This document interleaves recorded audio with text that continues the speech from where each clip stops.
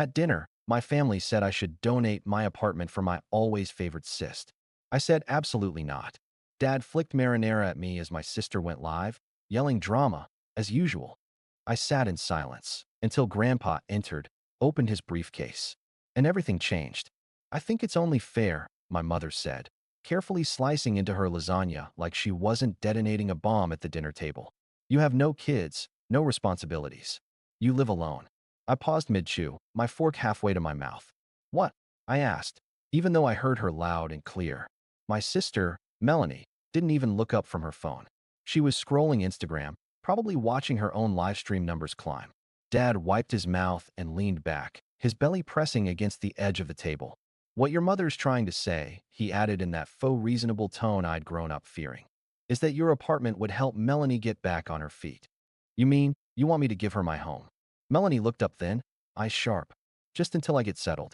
It's not a big deal. You're always acting like you're some kind of martyr. I stared at her. You're 34. You've never paid rent. You haven't held a job longer than 3 months. And you want my apartment? She has kids, Mom said, like that fact was a trump card. You're alone. I chose to live alone. I worked 3 jobs to buy that apartment. I don't know. Can you not be so dramatic? Melanie cut in, and then, click. She angled her phone up, hit the red button. Hey guys, going live, dinner drama, as usual. My brother's being selfish again. You're live streaming this? I blinked. You always make it about you, she muttered, fake crying into the camera.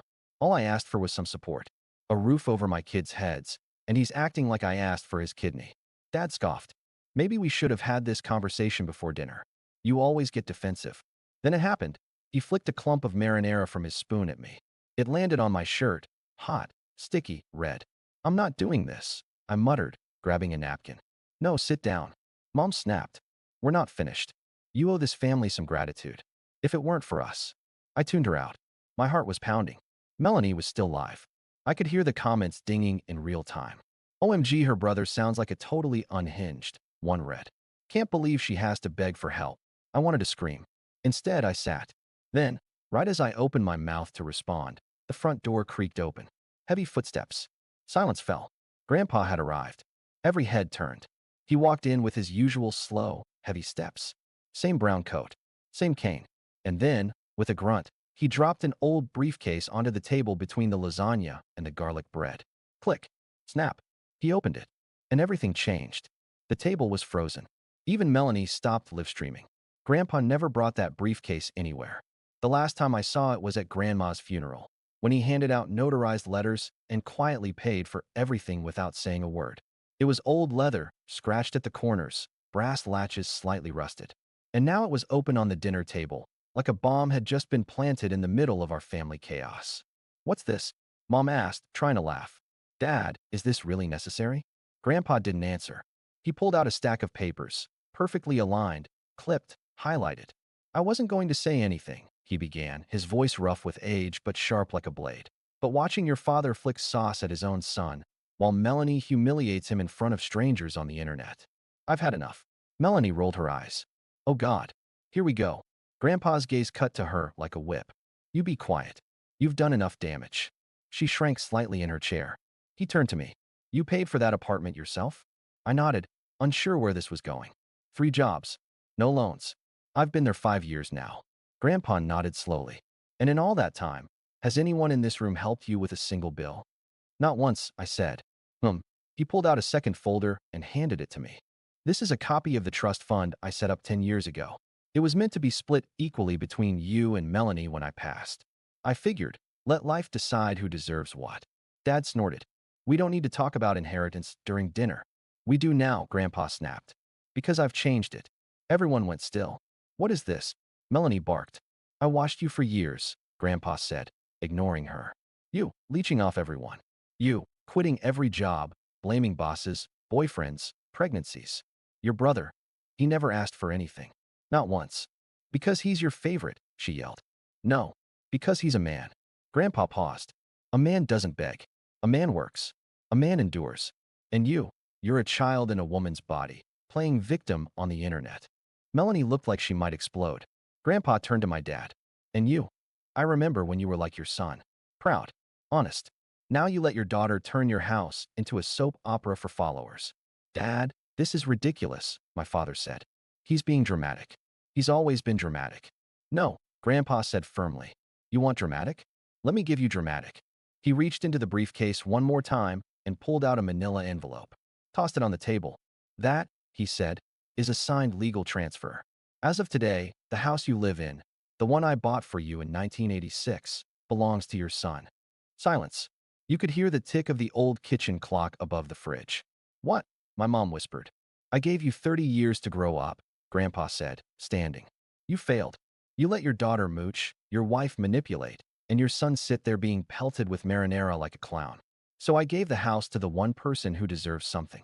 My hands were shaking. I reached for the envelope, but couldn't move. Melanie stood.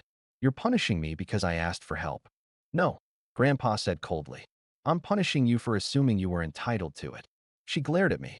You're seriously going to let him do this? I looked her dead in the eyes. You live-streamed a personal moment just to make me look bad. You called me selfish, dramatic, useless, in front of strangers. All because I said no to giving up my home for your third attempt at getting back on your feet. Yeah, I'm going to let him do this. Melanie turned to our parents. Say something. But they just stared at the table. You made this mess, I added, standing now. You made a mess, and now you want me to clean it up. That's been the pattern since we were kids. I turned to Grandpa. Why now? He smiled faintly. Because I needed you to see it. With your own eyes. The way they treat you. And to remind you that you're not crazy for thinking it's wrong. I didn't say anything. I just nodded. Melanie snatched her phone. Fine. I'll go. I'll tell my followers how my family betrayed me. You mean your 4 bot accounts? Grandpa said. Good luck with that. And with that, he turned, came tapping, and walked out. That's when I saw the final paper inside the briefcase. An eviction notice. Not for me. For them. Melanie lunged for the paper, grabbing it with trembling fingers. Her expression changed as her eyes darted across the lines. First confusion, then horror. This is dated last week, she gasped. I've been watching from the sidelines long enough, Grandpa said from the doorway. This didn't start at dinner. This started the day your father told his son to sleep on a couch so you could have space. It started the first time your mother said, Melanie just needs a little help. This family has been bleeding him dry for years. I've had enough. You can't evict us. Mom blurted, her voice rising, panic creeping in. You can't just hand over the house and kick us out like we're nothing. I can, and I did, Grandpa growled. And let me be very clear. You have 30 days. Dad stood now, chest puffed, trying to salvage the last pieces of pride. This is my home. I raised my kids here. You can't just rip it away because you're upset over some pasta sauce. Raise them. Grandpa barked a bitter laugh. You let your daughter broadcast a private family conflict for online attention. And you call that parenting? Mom clutched the back of her chair. He's exaggerating. This is just, he's trying to punish us. No, I said, voice louder than I expected. He's finally giving me the protection I never had. I looked at my parents. At Melanie. Their faces suddenly unfamiliar. Like cardboard cutouts of people I once knew. You called me selfish for not giving away my apartment. But you never asked why I needed to live alone. Why I worked 16-hour days. Why I stopped coming around. Melanie scoffed. You always think you're the victim. I am, I snapped. You know what it felt like when you crashed your car and they asked me to pay the insurance increase? When you bought concert tickets on Mom's credit card and I had to cover the balance to keep her from tanking her score. Melanie's face paled. Dad opened his mouth to speak, but I cut him off. And you? Dad. You used to tell me that family looks out for each other. But every time I said no, you called me cold. When I lost my job during the pandemic, you said, maybe this will humble you. And then you asked for help with your property taxes. I didn't know, he started, but I wasn't done. And Mom, remember when I was sick and you said you didn't have time to pick up my meds because you were watching Emma and Lily? Not because you wanted to help Melanie, but because she was out getting her nails done. Mom flinched. I turned to Melanie, now visibly fuming. You have lived in 5 different apartments in 7 years. You've burned through every job, every boyfriend, every dollar anyone's given you. You post about toxic people online, but you are the storm everyone drowns in. Melanie's voice broke. You think you're so much better than us, don't you? No, I said. But I'm finally tired of pretending we're equals. She grabbed her phone. I swear, if you think people are going to support this. Oh, go ahead. Go live. Show them the eviction notice. Show them how your brother, who you mocked and humiliated, paid for your groceries for 6 months without you even knowing. Show them how you demanded his home while streaming his reaction for views. Do it. I'll screen record the whole thing and post the receipts. She froze. Her face contorted, not with guilt, but fear. Fear that the narrative wasn't hers anymore. You're a coward, she whispered. You twist every situation to suit yourself. I replied calmly. But not anymore. You don't get to be the victim in a story you created. I turned back to Grandpa. Thank you. He gave me a nod. It's about time someone flipped the script. There was a long silence. Dad sat back down, like the weight of the moment crushed him. Mom wiped at tears, still trying to look like the wounded party. Melanie quietly picked up her purse and phone, hands shaking. Then Melanie stood. Well, she said, voice cold as ice. Guess I'll go start packing. No one answered. She turned to our parents. You coming? They didn't move. Didn't even look at her. It hit me then. They had no plan. No backup. For all their noise, for all their righteous manipulation, they thought I'd fold. Again. But not this time. This time, the story changed. They had built their lives on the assumption that I would always be there. That I'd always pick up the tab, shut up during the insults, and smile through the guilt. But I wasn't that person anymore. They'd flicked marinara at the wrong guy. 30 days passed. Not that I was counting. They didn't pack right away. Of course they didn't. Melanie kept acting like it was a bluff, like Grandpa would swoop back in with some heartfelt apology and say, it was all a test. Mom kept wandering around the house like a ghost, setting the table for 4 even when no one was coming. Dad kept pretending nothing had changed, mowing the lawn, fixing the fence, mumbling to himself about waiting this out. But I wasn't bluffing. The day after dinner, I filed the transfer papers with the county. I changed the name on the deed, on the utilities, on the mailbox. And I told them, in writing, that they had until the end of the month. No extensions. No exceptions. Week 2, Melanie tried to play the kids' card. Emma and Lily don't have anywhere to go, she said, arms crossed in the kitchen, leaning against the fridge like a soap opera villain. You're kicking out children. You mean the ones you let scream at midnight while you were watching TikTok in the bathtub? I asked flatly. The ones I babysat for free while you were getting your hair bleached and your brows microbladed? She didn't answer. Instead, she slammed the door and posted a story, kicked out by my own brother. Guess blood means nothing, with a sad selfie, no less. The comments were brutal, but not for me. Apparently, word had gotten out, and not just from me. Someone from Grandpa's poker group had shared the story, and Melanie's usual parade of sympathy likes turned into a storm of, you seriously tried to take his apartment? And wait, weren't you live when this started? By week 3, Dad tried guilt. This family is broken now, he said one morning, sitting on the porch with his old mug. All because you couldn't share. Share. I repeated. Like when I shared my paycheck with you 3 Christmases in a row. When I shared my savings to cover Melanie's bounced rent check. When I shared my time fixing your gutters while she recovered from a breakup with a guy she dated for 6 weeks. He stared into his coffee. Said nothing. Mom tried a different angle. I've been feeling sick lately, she said quietly one evening. I don't know where we'll go. You had 30 years, I replied. And you chose to prioritize the one child who never gave anything back. You ignored me. You let her talk over me, take from me, mock me. And when I finally said no, once, you acted like I'd committed murder. Tears welled in her eyes. But I didn't budge. You said you were sick, I continued. But not once did you ask how I was. Not when I lost my job. Not when I had to sell my car. Not when I moved twice in a year just to stay afloat. By week 4, the eviction notice arrived, served officially. And that's when everything collapsed. Melanie moved out first. Not with dignity, of course. She filmed it, sobbing on live, panning the camera across the boxes. This is what happens when family turns on you, she sniffed. When people care more about property than people. But the comments were merciless. Didn't you try to take his apartment? Maybe try working for once. Even a former friend of hers commented, you lived rent-free for years. Grow up. She went viral for all the wrong reasons. Within a week, her sponsorships, the few she had, dropped her. One of her clips even made it to Reddit's r/entitled people with the title, Influencer sister demands brother give up his home. Gets evicted instead. Dad left the night before the final move out. No goodbyes. No closure. Just a quiet slam of the door. Mom stayed until the very last morning, wandering the halls like a woman who couldn't believe the lights were going out. When she finally stepped outside, dragging a suitcase behind her, she turned to me. Are you happy now? No, I said. But I'm free. She didn't reply. Just walked down the driveway, shoulders hunched like the world finally felt heavy. I stood there a long time after they left. The silence was strange. No yelling, no guilt trips, no manipulation. Just me. And the house. My house. I walked room by room, taking it all in. The floors still creaked. The kitchen faucet still dripped. The walls were still painted that same pale beige my parents never got around to changing. But it felt different. Because for the first time, I wasn't a guest. I wasn't a tenant. I wasn't the family ATM. I was the owner. That night, I sat on the porch with Grandpa. He'd brought over some old wine and 2 glasses.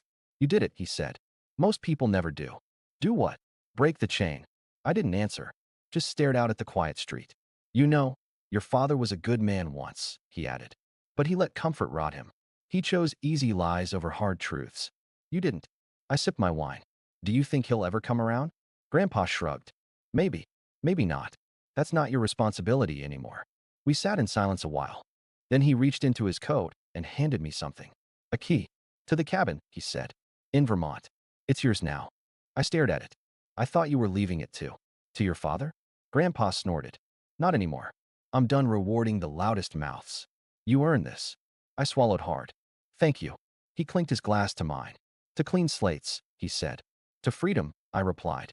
3 months later, the silence in this house isn't empty. It's sacred. For the first time in my adult life, I can hear myself think without background noise of obligation or manipulation. No one hovering near the kitchen doorway, waiting to casually bring up money. No one storming upstairs because I didn't drop everything to fix their latest disaster. It's just me. And Ray. Ray's a golden retriever I adopted 2 months ago. Gentle eyes, always a little too happy to see me. Like I've just come home from war every time I walk through the door. He doesn't ask for much. Just walks, food, and a warm corner. But what he gives in return is more than anyone in my family ever did. Loyalty. Real, unconditional loyalty. I painted the living room a deep forest green. Replaced the beige curtains with something bold and patterned. Something that said, this space belongs to someone now. I threw out the chipped plates Mom never let us replace because they still work fine, and bought a new set in midnight blue. It's strange how these small things feel like rebellion. Or maybe they feel like healing. I even cleared out the attic. Found boxes with my name on them. Old report cards, dusty trophies, letters I wrote to Santa. None of them ever made it onto the fridge or the mantle. But they were here. Hidden, silent testaments to a version of me they never celebrated, only tolerated. I burned a few. Kept some. Symbolism matters. Melanie texted again last week.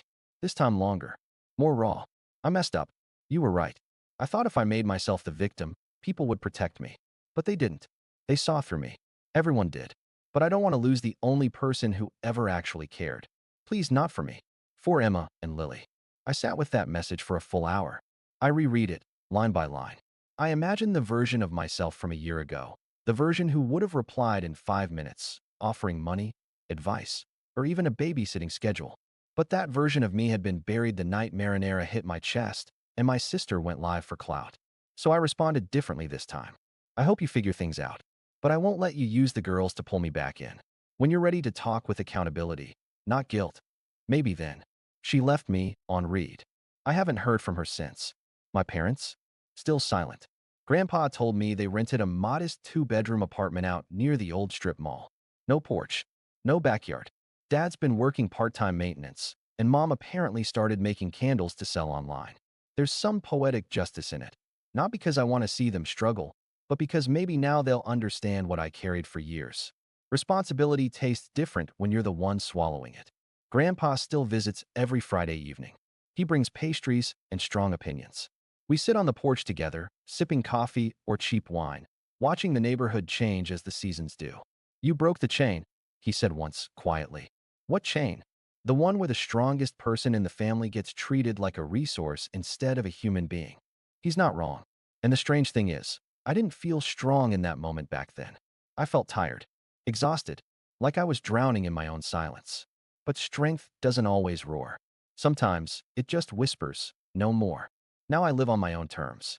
I cook meals I actually enjoy. I sleep in on Sundays.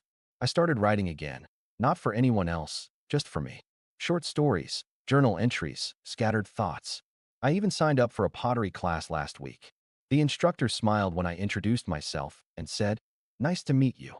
And I realized it was the first time in a long while someone met me without already expecting something from me. It felt revolutionary. I'm not angry anymore. Not bitter. Not even numb. I'm just finally done with explaining, justifying, shrinking. I've let go. Let go of being the good son, if that meant being a silent one. Let go of the idea that family loyalty means tolerating disrespect. Let go of the belief that love must be proven through self-erasure. That doesn't mean it never hurt. But healing isn't pretending it didn't happen. Healing is building a life where it never happens again. If Melanie ever does reach out with truth in her hands instead of performance, maybe I'll answer. And if my parents ever say, we were wrong, maybe I'll listen. But I won't go back. Because sometimes, the most loving thing you can do is walk away from people who made you doubt your worth. Ray curls at my feet as I finish writing this. Outside, the wind shifts, not cold, not warm. Just real. Like the life I'm finally living. And I want to say this, if someone out there needs to hear it. You are not selfish for walking away. You are not cruel for setting boundaries. You are not broken for wanting peace. You are allowed to stop being everything for everyone and start being everything for yourself. And if anyone calls you dramatic, selfish, ungrateful, just remember, they always say that when their control stops working.